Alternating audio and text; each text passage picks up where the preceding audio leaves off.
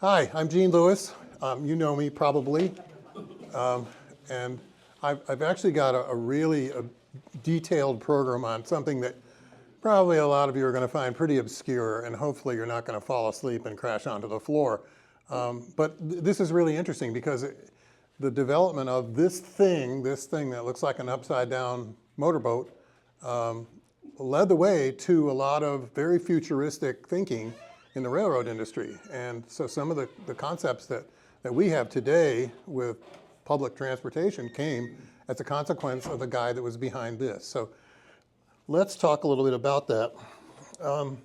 This is a, a brochure that was available at the time, and there are very few of them that still exist. You can find one, it brings thousands of dollars. So it's interesting. So most of you probably know about E.H. Harriman. He was a robber baron. He managed to get control of all these railroads. He started out as a stockbroker in New York, part of the powerful Harriman family, who his grandson later became his son later became the governor of New York. Lots of money there. And so these are the railroads that he controlled, and he's looking for some kind of solution. He's got all these steam trains, all these little urban lines, branch lines, and you have to have a full crew, even if you have one passenger car. And so it's costing a lot of money. And so he's looking for some solutions. And he's traveled Europe extensively, and so he's seen things like this. Rail cars that might be diesel powered, they might be running off the overhead wires, the catenary. And here's a well-known car. Let's see if you can see my cursor. Yeah, there we go. Okay. That's a pretty big rail car. In German, the Swiss call it the Treibwagen, T-R-I-B wagon. And so, you're looking to reduce the size of the crew. You want to cut it short. So in a motor car, all you need is a conductor to take the money and a motorman to run the car. That's it. And so, but you also got less track maintenance because these things don't weigh as much as steam engines. The cars don't weigh as much as heavyweight passenger cars and so forth. So it's still, you're still serving the community, but you're just not putting a full train. And so he pulls in his motive power superintendent, a guy named William McKeen. And McKeen comes from a prominent railroad family. His father is the president of the Vandalia Railroad across Illinois and Indiana, and later becomes part of the Pennsylvania Railroad. He's got a degree in mechanical engineering. He had a second college degree in something else, but I can't remember what. And he, as a very young guy, gets promoted right up through the Union Pacific. And so Harriman sees this concept that he calls torpedo boats, because he thinks that these cars are going to be more aerodynamic. As a consequence, they're going to save fuel. And so he and McKeen start cooking up ideas for this. There were some precedent ideas. This is the Adams wind splitter for the B&O, and it's hard to see, but there's actually kind of a knife edge right here. That's the front of the car. And so there were some early experiments like this, and they said that this thing could get up to 85 miles an hour. And at that time, 85 was pretty fast. There were other trains that could go faster.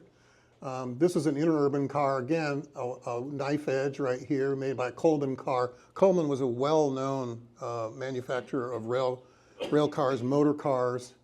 They later merged with Brill, if you're familiar with Brill. That was another famous motor car designer. What were they powered by? They weren't electric. These were gasoline engines. Yeah, they were gasoline engines, usually 4-cylinder, 6-cylinder, usually straight sixes, straight fours. And some of them were purely electric. So this was car number one that Union Pacific came up with. This was a McKeen design. And so the back of the car, as you'll see in a little bit, is rounded, and the nose has got this knife edge right here. That was motor car number one, a northbound teardrop going south, if you look at it from above. And so the concept is that by this knife edge here, you could split the wind, and this car would be faster, and at the same time, it would save more fuel and so forth. In the 1930s, they did wind tunnel tests, and they actually found out that the car would get more economical fuel mileage if it ran the other way, with the round end going into the wind tunnel first. But nonetheless, like a lot of stuff we see today on TV and elsewhere, there was a lot of promotion. And McKeen was an enthusiastic promoter of his ideas. So this is his idea of the influence of the McKeen car. And sitting back there, you can't read all this, but basically it's the McKeen car solves all problems. And so all these little different captions here, they're talking about all the different problems that this car can solve. And so Harriman gives McKeen part of the shops complex. So if you've ever been to Omaha, back in the day when the Union Pacific shops were still there, they run right alongside the Missouri River. So this picture looks northeast, and the river it runs right up here. So this is all the locomotive shops, the car shops, the freight yards are over here. There's the roundhouse, and there's McKeen's factory right there. They gave him this building and the space around here, and all this stuff was still here up until the late 80s, I think. And it became an EPA, a recovery site, because you can imagine 100 and some years of dumping all kinds of stuff here. And this is now the site of the Charles Schwab Stadium, which is where they play the World Series, the College World Series for baseball. It's a great 30,000 seat stadium that I've been fortunate to go to games in. So here you're looking northeast toward Council Bluffs. That's the bluffs right there. There's part of the Missouri River right there. And so there's McKeen's shop right there, looking across the tops of buildings in Omaha. Here's his crew. He had about 50 employees. They were all on Union Pacific payroll. And I think this is him here. I'm not totally sure yet. He wasn't identified in the picture, but I think that's him. So that's car number one. And it was the first gasoline-powered motor car to operate in passenger service. And they would power these with marine engines. And they had portholes, which he claimed gave the car more strength, and in reality it did. But the car body was made of structural steel, a steel body that was reinforced, and it made the car, especially in this era, we're talking about 1904, 1905, when there was still a lot of wood cars and construction that was really not the kind of standard that we see later. They could withstand collisions very well and so forth. So he really laid the groundwork for that kind of thing. And so enormous safety, truss girder, combination plate and truss girder construction. Here are those porthole windows. And these are the patent drawings. And of course, McKeen made sure that on the patent drawings, he gave Harriman credit. So the patent is McKeen and Harriman. That's his boss. So he's going to make sure that he's covering that base. This is a guy named Madison Kirkman, and Kirkman will come up later in some other discussions, but he owns the only other McKeen car that exists and is trying to raise money to put this thing back on the rails again. And he's only a couple $1 million away from that. But, and he's got a YouTube website. Yeah, he does. He's got a great website with lots of pictures. I have never met him personally, but I've talked to him a number of times. He owns a company that they install restored lighting for passenger cars and railroad buildings and things like this. It's a unique company. A lot of it is brassware. And so here you see in the shop, you see what the construction looks like. And this car is being moved around the shops. So here's the engine. So the front truck is powered. The rear truck is not. And the 6-cylinder motor is mounted transversely. The flywheel is over here. Okay, so the flywheel is on the port side. Okay, so we're on the starboard side over here. We're on the right side. Only the front truck was powered, and it's just direct to axle. So that raises some problems later on, because when GE and other motor car manufacturers were making motor cars, they were using electric drives, and electric drives are less problematic. So, and look at this, you see the chain drive. This is on the right side, okay? And so the first motor was 100 horsepower. It didn't last. It was not enough to pull the car. These cars weighed they weighed between 30 and 37 tons.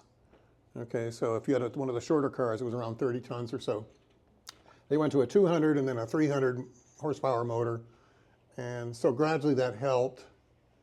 What kind of clutch action was there? Horrible. That was one of the problems, is that when you engage the clutch, it was such a power transfer that it would jerk the engine and sometimes affect the engine mountings, and it really put a lot of force on the engine. But this is a line drawing of the motor. A man had to be a mechanic to run the thing because it was complicated. The GE was very complicated too. It was actually harder to run than the McKeen. You really had to know more about it. So here we are, we're looking from the nose of the car back through the car, so that where this guy's sitting, he's on the right side. Okay, and over here is the left side. So you're seeing the engine, again, transversely mounted. Extremely noisy, like riding inside of a quartz mill. And we're talking about a quartz, what am I thinking of? The mills where you grind up minerals and things like that. Okay, so they remotored a bunch of them with a more dependable motor. The Hall Scott was a well-known manufacturer of big engines, so some of them had those. Look at the interior, it's really very nice. Okay, it's got mahogany. You can have cloth seats or what they call imitation leather seats. You'll see some more pictures of it in a minute. And there are those portholes, and the portholes, you would bring up the portholes and clip them. Now, every once in a while, the porthole would come down and clunk somebody on the head, but nonetheless. And then look at all this. You see the ventilators up here? Okay, the air conditioning that they advertised, which was just flow through, was actually pretty advanced for its time. Okay, gives you a little bit different view of the interior. Here's another view of the interior, looking all the way to, there's the rear of the car right there. Gene, were the interiors also made there? Yeah, they made everything there. Okay, and here you see, there's that flywheel we were talking about. So you can see it sticks out on the left side of the car. 120 gallon tank, 3 miles per gallon.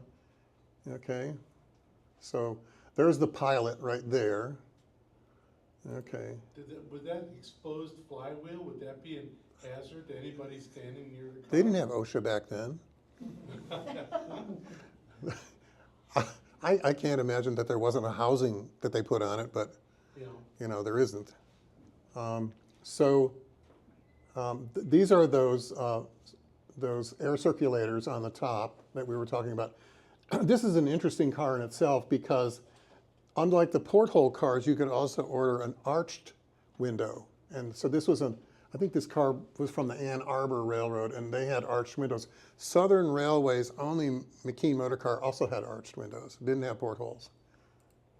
Okay, and then this is another feature, because these cars were mostly made for rural areas, and so a lot of these little rail stations didn't have raised platforms. So they made this depressed entryway here, which was really handy. I'm not gonna dwell on this, but this just gives you some of the details of what these cars were offering and how many passengers they would carry and so forth. The number of passengers that they would carry was variable depending on how you ordered it, because you could order these as a strictly passenger, maybe up to 78 passengers for the longest cars they made, 70-footers. Or you could have it as a combination car. It would be essentially a combine, a rail, maybe an RPO car, baggage, and passenger. You could order it for any combination that you wanted. Okay. I'm guessing maybe was there a June Crow section on the side? Oh, we're going to get to that. Okay. We're going to get to that, yeah. And so the 70-foot car, I'm sorry, up to 105 passengers. So this was one that carried only freight. I've never actually seen a picture of one, but they offered it in their brochures. So I don't know how many they made or if they made any at all. Then they had trailers. You could buy 55-foot or 31-foot trailers. And so here you see one with portholes. Okay, some of them didn't have any windows at all. Some of them were made for passengers. Some were just for freight. So they might look like little 31-foot shorties like this. And so here's an RPO baggage and express car, okay, made for the Southern Pacific. And you can see the weight right here, about 60,000 pounds. And again, whatever you wanted to order, they would make it. This is what the interior of one of those shorties look like. You got a little stove in here. Okay. And here's a McKeen car with a trailer. Okay. And here's one that this was a baggage express mail motor car, no passengers, but it's pulling a trailer with passengers. And UP used these on a lot of branch lines across the Midwest. What? Said it looks longer than 31B, yeah. It does, but that's the way it was identified in the picture. It looks like one of the 55-foot cars. Yeah, it looks like one of the 55-foot cars. Way longer. And of But course, it's just the trailer that's 31 feet. In the back of it. yeah, we're talking about the trailer. Oh, the trailer's 31 feet. Yeah, but it doesn't look that to me. It looks longer than that. But they only had 2 models available, so it had to be either 55 or 31 feet. And you can tell that this has been remotored because it's got the stacks coming out.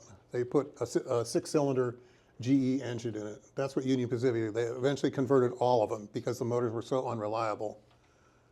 So, and then you're looking at some of the cars that went out there. A lot of these are postcards, but they went to a lot of the Union Pacific lines. Some of them had a blunt front like this. That's the Ann Arbor car we looked at earlier. A whole train in one car. They had this grandiose advertising. They would really embroider their advertising. So over 50 railroads around the world purchased these, but most were in the US. And so these are some of the railroads. We're going to talk about some of these in a little bit. One of the Canadian ones didn't have the knife edge on the front. It was essentially a box cab. So this shows a bunch of them lined up for delivery. Almost all of these, or I think all of them, are Union Pacific. This was the Canadian one. Okay, ordered as the Canadian one, although that Northern Alberta one actually came from one of the others. I'll show you that in a minute. Okay, so number 9 is the one that appears in most photos for whatever reason. So it's a Southern Pacific standard 55-footer. Let's back up a second here. So the roads owned by Harriman got 1/3 of all the cars that were made. Okay, so they split off the company. McKeen leaves his $10,000 a year job to take a chance with this company. $10,000 a year in 1908 is about $2 million. So he gave up a lot to do this, but he had confidence in what he was building. So,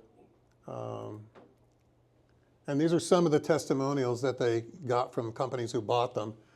About costs, we're running 112 more miles a day. We might order another one. Performance very credible. Cars have generated new traffic. Powerful, reliable, economical, mechanical efficiency. These cars have been a practical daily revenue service since 1905, and they do anything and everything that you want. We assure you. Can you continue without these cars? It's a 1917 ad. Does that sound like a familiar ad that you normally see for all kinds of other stuff? It's the latest thing. It's a postcard. The latest thing. And you got to admit, if you're in 1910, this looks pretty futuristic. Yeah. That was one of the attractions to the sales brochures. It's foolproof. Well, don't ask the motorman that. Okay. He was a ladies' man, very well known to be seen with a lot of different women, and so he would pose all of his girlfriends with all of his products. So there you see one of the ads. He was not inclined to take suggestions from his mechanical staff. So when they kept suggesting we need to convert to electric drive, get rid of what you got, he refused to pay attention. This was a product giveaway. It's a cast iron toy. So he would give these away to customers and things like that. Here's another one. I saw this on eBay for some phenomenal amount of money. He had really grandiose ideas. He saw his cars as being a streamliner, a high-speed streamliner. But that's the same motor pulling all those trailers, right? Maybe. That was just a pipe dream. Okay. We don't really know. I mean, even his letterhead. I mean, the graphic on the letterhead takes up like a third of the paper. But that's okay. You know, he's marketing. Okay. See California on the McKeen Motor Cars. Well, these were cars that were only used on branch lines, so you're not going to be touring California on a motor car. So he did a lot of things. He had,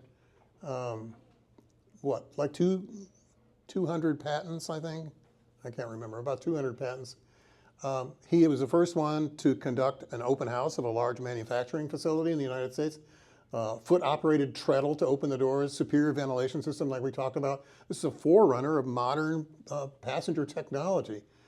And his cars really were crash-worthy, as you'll see in just a little bit. He took two of them and crashed them into each other, just to show there was very little damage. And even Trains Magazine affirmed this in a 1960 article. And in fact, this was a real grade crossing accident. You can see only the front end is punched in. Now, I don't know what happened to the motorman, but I mean, that's not much damage. There's switchers too. Okay, yeah. So they really don't work as switchers because they don't have good traction. So even doing flat switching is not going to really work really well. But the other reason is that you had to stop the car, let out the clutch, and throw it from forward to reverse or vice versa. So you had to actually stop everything and start all over again. And then this one, they showed pushing 40-ton coal hoppers up a trestle, but what they didn't tell anybody is they had to give it a running start to be able to do that. So here are their claims in reality.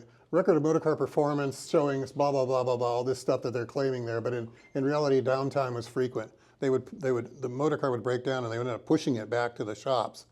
And they would report that the motor car was running under its own power, doing fine, speeds of 80 miles an hour assured, but they said they couldn't get it up to 60, even going downhill. They just didn't want to tell McKeen the truth because he would fly off the handle and give them hell for it. So the motor car market really was big up to about World War I. The major competitor was GE, and you all are probably familiar with what the GEs look like. They're, box cab looking, and they were about the same size. They had 55-footers, 70-footers, and so forth. But McKeen dominated the market. They made more than GE did. Hard to master the controls with GEs, like I said before, but they're the forerunners of later motor cars for both diesel and electric. Pardon me? The GEs are the ones that made it into the 60s and that on all these little branch lines I'd see in the official guide. And the McKeens, there were some McKeens that still lasted until the early, maybe 54, 55, but they didn't have their original drivetrain. None of them had their original drivetrain.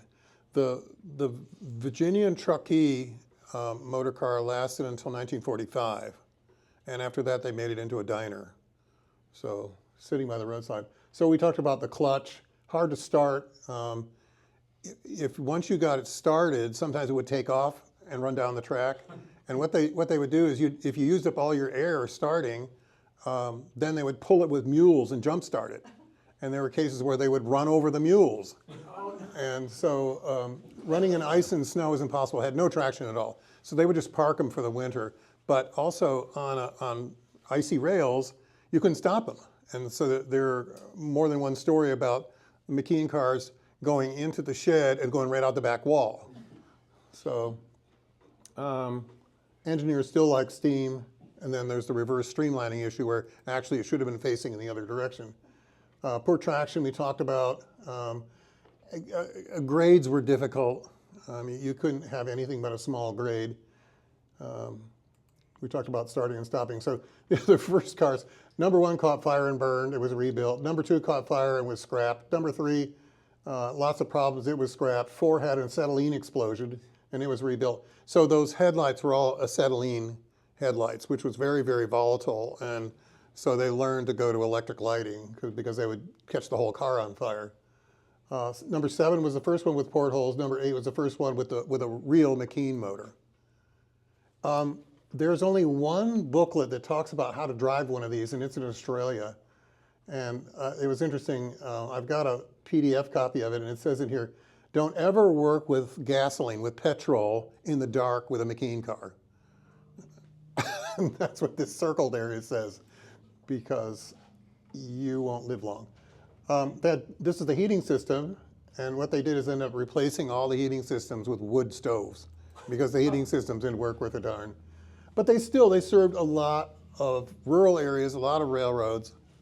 Here are some examples. The Denver, Laramie, and Northwestern was a Harriman property. Okay, this is the one that went to northern Alberta. So actually, it was delivered. They couldn't pay for it, and ended up on that northern Alberta line. Okay, Sioux Falls City and Western, the Skunk. Okay. So this one, here we have an acetylene light. There we have a normal electric headlight. Okay, this is an amazing picture, unmodified in the 1930s. They never had changed anything. Nice color picture. That's, again, there's number 9. Okay, and this is what Union Pacifics looked like after they were modified. GE trucks, GE motor. And this lasted until 54 or something like that. I like this picture because it looks like a model railroad. It just looks so iconic. Just really cool.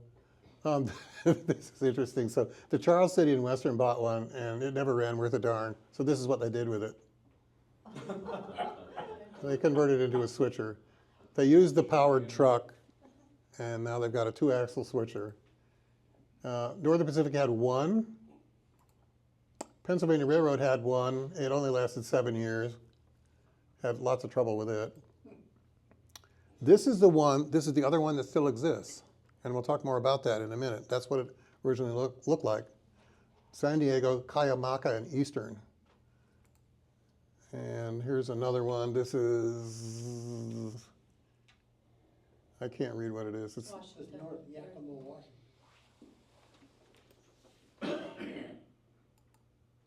and San Diego, Cuyamaca, and Eastern. Is that the same one? No. That might be Northern Pacific, but whatever. Okay. Just great old postcards, even out in the desert. The Erie Railroad had 3 of them. McKeen number 4000 failed. They sent it back. So they sent 4001. It failed. They sent it back. So this was the only one that ever worked on the Erie for any length of time, 4002. It looks like it's all painted with rust. I think that's just the quality of the postcard.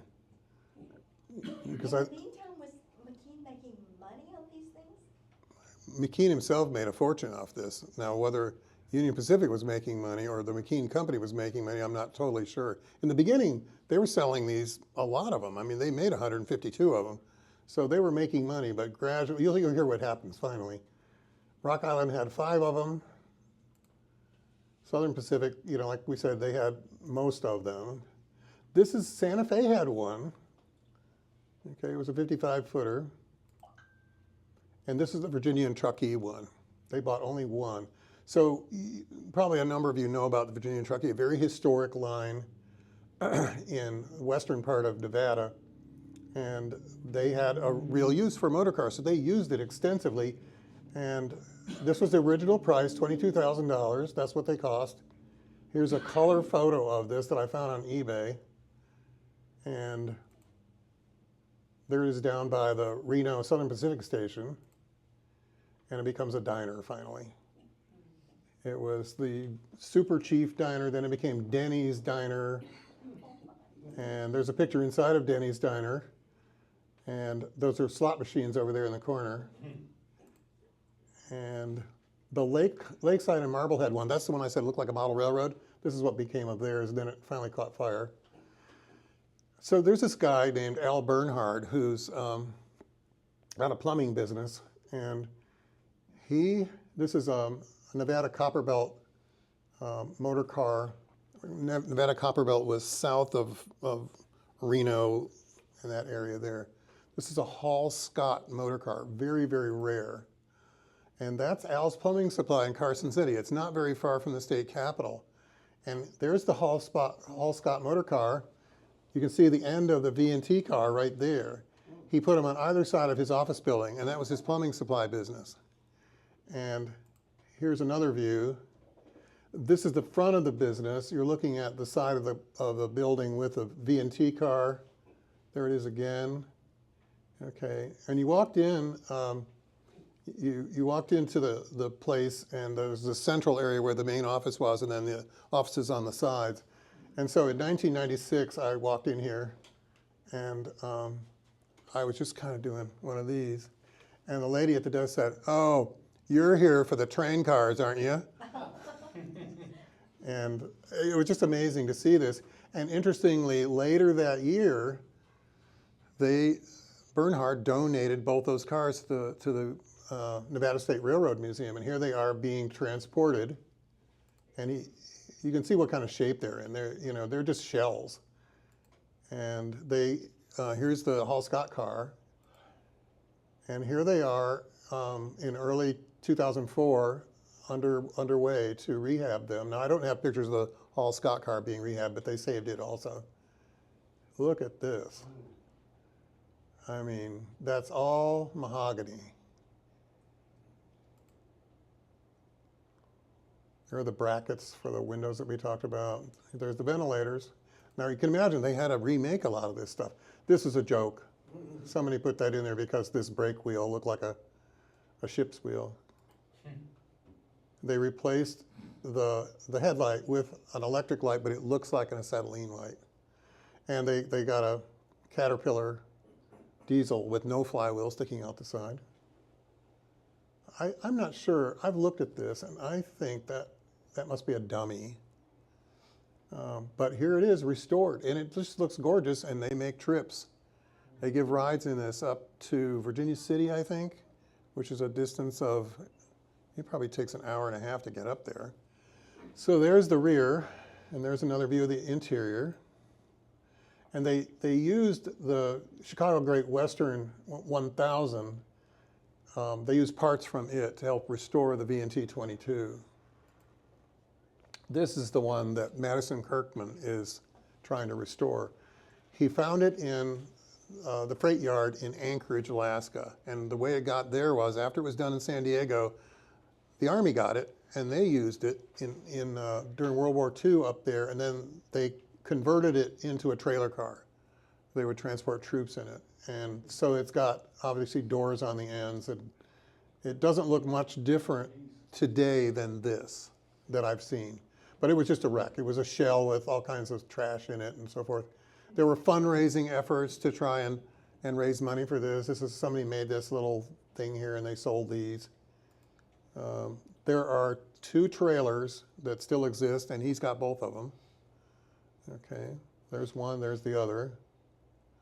One was a 31, this is obviously a 55. Southern. So Southern is looking for the same solutions that Harriman's looking for.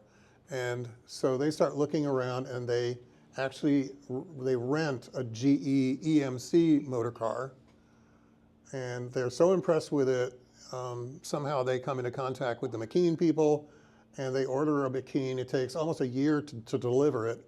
And it runs from along the Blue Ridge Railway, Greenville to Anderson, South Carolina. There's a little blurb about the beginning of motor cars on the Southern. This is what the GMC, the GE EMC motor car looks like.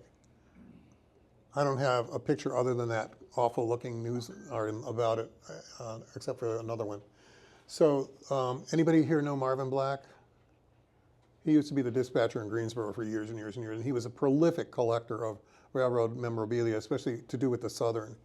And he got me this picture, but this is the only picture that we have of Southern Railway's number 3 McKeen cars, a 70-footer, and how much did it cost? I think it was $22,000. Yeah, $22,000. And so here's the elevation drawing. And so there was a baggage and express compartment. This was the colored section. This was the white section. And it was the only McKeen car made with two doors, two entry doors, one for white people, one for black people. I've never seen any of the others, even another Jim Crow car.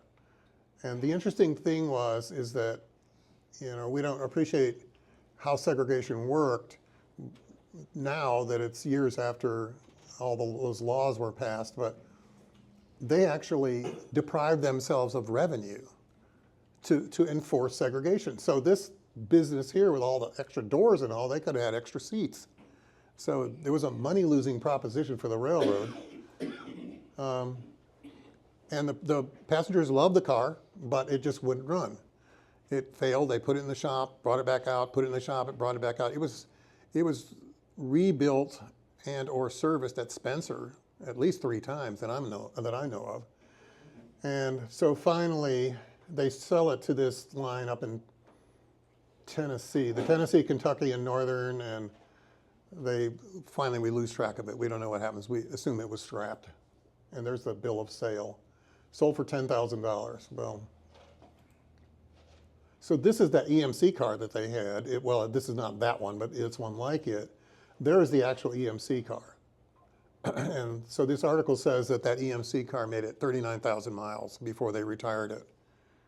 And that doesn't seem like much today when you think about cars running hundreds of thousands of miles, but that was pretty darn good for a motor car. And you see where this is all going. This is leading the way for other more advanced forms of motor car transportation. And probably most of you have seen these Fairbanks Morse cars that were made by St. Louis Car Company. And they were extensively used throughout the South. Okay, there's a elevation drawing for that. Okay, 750 horse, 6-cylinder engine. And so in particular, those were, and this was a big publicity event, as you can imagine. They were named after different things, different local events, people, Southern traditions. The Vulcan was named after, there's a statue in Birmingham that is tribute to Vulcan, the mythical god, because what was Birmingham, big steel industry. And so they lasted for quite a while. They're very neat looking, very aerodynamic. The Goldenrod, famous train, the Vulcan. Norfolk Southern had a McKeen that was also segregated, but it only had the single doors, okay? And for those of you, this is the original Norfolk Southern. For those of you interested in Norfolk Southern, here's another view of the same car. That's the line that those cars ran from Edenton, North Carolina to Suffolk, Virginia. Yeah, the Great Dismal Swamp route. Yeah, yeah. So, again, in the McKeen tradition, in the motor car tradition, they're serving these underserved rural areas. There's the schedule, 1931 timetable. And then all the other competitors start coming in. Norfolk Southern also had these cars. I think these are Brill, but I'm not sure. Edwards, which is in Sanford, they were very prolific manufacturers of motor rail cars. There is this is the one at NCMT, isn't it? Isn't that the Edwards car that's down there? Anyway, whatever. Okay.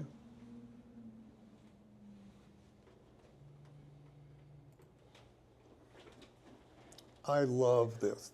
I always thought the Missouri Pacific Eagle train cars were just great looking with that big eagle on the front. Unfortunately, they scrapped this. Okay, this is an ad for the GE cars that were more successful.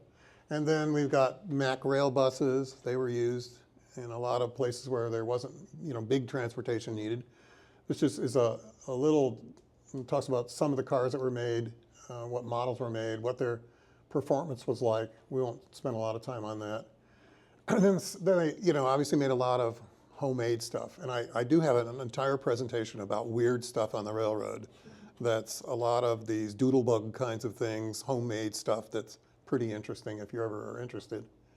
This looks like an EMD diesel, but it's not. It's a shop-made motor rail car. And some were sent overseas. So the Victoria Railway and Queensland Railway received a few. These were, the Queensland ones were 3'6" gauge. Those are the only narrow gauge ones that I'm aware of anyway. Okay, this is a 5'3" gauge with a blunt nose on the Victoria. They didn't last a whole long time in Australia. They were not good performers, and I'll show you what happened to some of them. But instead of having that depressed center, they had just the opposite. They had a raised center door. I don't know what this is. Obviously, this is not American, it's not Canadian, it's not Australian, but notice the buffers. Okay, notice the European style lamp. So I'm assuming that this was a McKeen delivered somewhere in Europe. McKeens were used in advertising. This is an advertise for a splitter spark plug showing a McKeen. Postcards, tons of these postcards. You can find these on eBay. McKeen made boxcars. So there's one still at the Illinois Railway Museum. I don't have a good picture of it, but it looked like that. They were all steel, heavily reinforced boxcars. They only made 24 of them, I think. And the strangest one they ever made was this. They made this for the clinch field, and they used it inside all their tunnels to do concreting work inside the tunnels. So they get bigger. They went to 300 horsepower. That didn't really help. They made one 400 horsepower unit for the Southern Utah Railroad to deal with grades like 4.9%. They just didn't have enough traction. That's the problem. And look at, you've got a triple axle up here in the front. Okay? So that was the only order. This was a 600 horsepower version that they called the Double Trouble. And they always had problems with it, but it had these two motors, and somebody put one in reverse and one in forward, and they hit the throttle, and it blew up the thing. So they made some trucks and buses. Here's some examples. These little gasoline switchers. They try to get into the weed burning business up here. That was not successful. They tried to make farm tractors. That was not successful. This is toward the very end. This is about after World War I. But they built some military vehicles for World War I, and that actually they sold some of them. And a guy that worked with McKeen was Edward Budd. And so Budd learned a lot and writes very favorably about McKeen and his experiences there. And of course, we're all familiar with the Budd cars. There are models out there that you can buy of these. That's probably the cheapest one right there, the LMB version. I have one of those. Ken Kidder, that's a good one. Overland makes the best models of these if you want one. And they're fairly expensive. You can find the trailer and the engine together. They're $600-800 or so. What scale? Those are HO. Those are HO. Precision Scale also makes another really nice model. This is HO also. And some people have made their own. I think that is O scale. This is you can find these on eBay, the rich art ones. They're really kind of neat. They're more like a play toy looking thing, and they're expensive too. Funar and Camerlengo, they make a resin version that you can, if you've got enough patience with resin bodies, you can put together. It's a cartoon where a McKeen motor car salesman gets the blanket treatment for daring to propose that the Fiddlestown and Copperlopolis Railway modernize. This is an old cartoon series in the original old model railroader magazines. This guy built his big one for the backyard. There's another one. Train Sim has a McKeen. They have both the running version and the diner version, if you ever like to play on Train Sim. This is UP running still in 1951. These are a bunch of Australian ones. They converted them into trailers and then finally just scrapped them. This shows the Union Pacific shops with one of them being scrapped.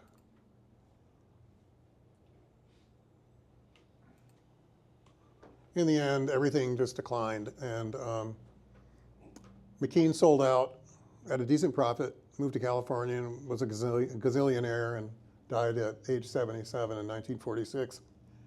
But again, it paved the way for other things. And so you had development of motor cars like these that led to more advanced travel and things that, you know, today we look at and use on a daily basis in this country and other countries too. So this came through North Carolina in 1984, a Leyland motor car. That is a really lousy picture that I took as it was passing over South Elm Street. Didn't that go to Winston-Salem? You mean like end up there for good? Or was that an SPV 2000? I don't know. Something went to Winston.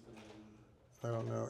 If you're looking to read anything about McKeen cars, this is the book. It was just published about 6 to 12 months ago. And it's got everything you want to know, but it's heavily slanted toward Union Pacific. And this is the website of the Historical Society, Madison Kirkman Society, if you want to go there and donate some money, because they are always looking for money. That's the car that they want to restore. That's what they want it to look like. And that is a builder's plate from it. And I just happen to have a McKeen car builder's plate. And Madison and I have talked about this frequently. He has one. And we're pretty sure that's real and not a recast.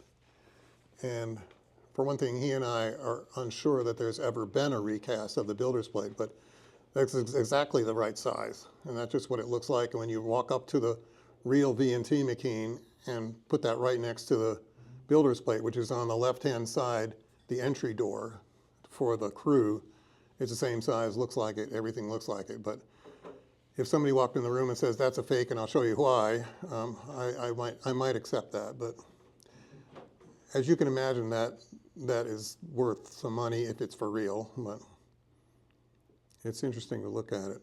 So just think, if that came off a real McKeen car from the early 20th century, that's pretty remarkable to think about where that's probably been all that time.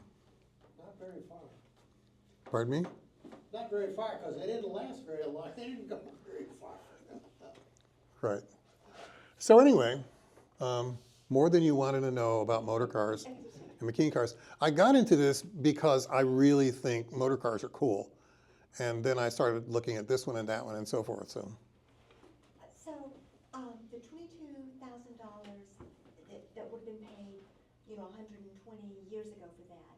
So about $2 million? Because if you said he made $10,000 so 22 would be like 20. I don't know. I think it was, let me see. Yeah, I was thinking the same thing. Yeah. Because I wouldn't pay if $4 million. McKeen made $10,000 and that was that was yes, too that's much. Yeah, that's what I was These thinking. cars were only $4 million.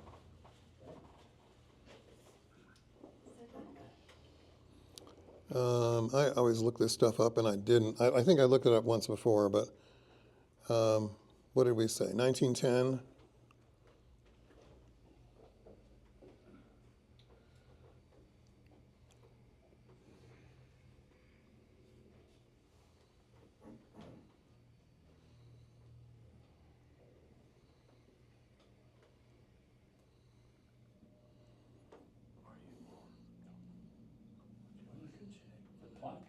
It says there are lots. You get lots of different answers when you do that. That's okay, I just was kind of comparing it to the salary that, maybe I misunderstood that. Yeah, I know. Gina, I have another question. Has anyone done a book on the McKeen motor cars turned into diners? I haven't seen one. That. I don't know that enough of them have been turned into diners to make a book, but I know of those two, but I don't know of any others. It looks like it's about $750,000, but I can't. That also doesn't compare to that salary figure. Right, thank you. So. any other questions about any of this? Can I ask you something? Yeah. What is a switcher car? You were saying they would switch or something, or a spinner or something? Oh, when I said a switcher car, What is that? a regular locomotive, a big locomotive is used to haul freight and passenger cars down a track. A switching locomotive is usually used to move a few cars around a freight yard or something like that. So it's usually going to be a smaller engine with a smaller motor in it and so forth. So that's what a switcher is, yeah. Because it's switching cars, it's moving cars around. Yeah, that's what a switcher car is. A switcher locomotive. Okay, thank you. There are a bunch of other names for it too, but yeah. Earlier, did you talk about right-of-way on these rails? Sometimes they didn't have parallel or siding, so how they do the switching? I mean, these are private vehicles, right? How do the right-of-way work? Yeah, were the companies that own these private, or were they owned by the railroads, so they were all put into the system? Oh, they were all owned by the railroad. Okay. Yeah, they were all owned by the railroad. They were running on regular established rail routes. Thank you. Thank you. But only for the small rural that didn't. Yeah, they were running for the branch lines and things like that. They would not have put those out on the main line because for one reason, they couldn't carry enough passengers. Yeah. Again, at most, they'd be carrying 105 passengers and usually less than that. So they would leave that for the big trains, pulling multiple passenger cars. And I guess wherever you sent them, you'd have to make sure there was a Y or a turntable there to turn them around to get them back. So Yeah. you couldn't run them back. Well, you could run them backwards, but not with, probably not easily. You have to stick somebody in the. Yelling to the engine. Yeah, that's what you'd have to do. So, And yeah. they actually ran better backwards, right? I mean, they had better aerodynamics backwards. I think that probably the motormen would have been happy that they ran at all. They're probably, you know, I don't think they were paying much attention to speed.